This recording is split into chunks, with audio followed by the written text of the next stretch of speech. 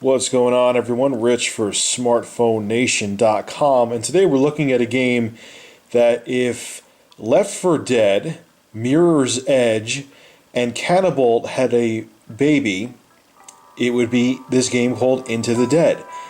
Very interesting concept and very fun game. It is a endless runner done in a first-person perspective that also incorporates first-person shooter elements. Going to lower the volume a little bit. You'll see what I mean in a second.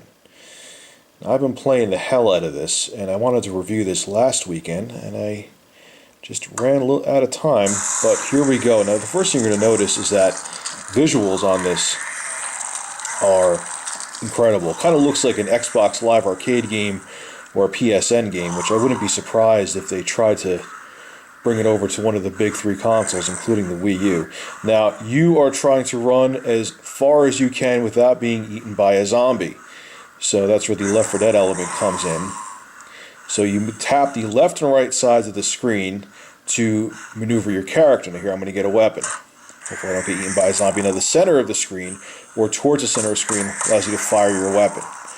They only have a limited amount of ammo, so it kind of throws in a little bit of the survival horror element too. And if a zombie's in your way, you could shoot it.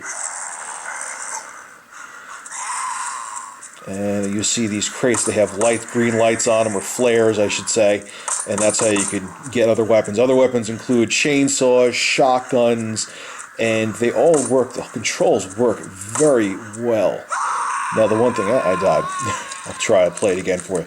The one thing I will say is that you're going to need a pretty decent smartphone to have this game run as well. I have an HTC Evo V. The volume on this game is very loud. And when there's a lot of zombies on the screen, the frame rate does start to get a little choppy. Still playable on my phone, but it does get choppy. But if you have an entry-level or budget Android smartphone, you're going to notice that the frame rate is going to drop on this a little bit, so just keep that in mind. I don't even know if it will be playable on a single-core smart Android smartphone. So just, if you want to, actually, they have two versions of this game. They have one for, there we go, I got the chainsaw. They have one for $1.99, which removes ads, and they have one for free, which has ads. Now, both versions, if you want, they still try to get you to buy things like more coins.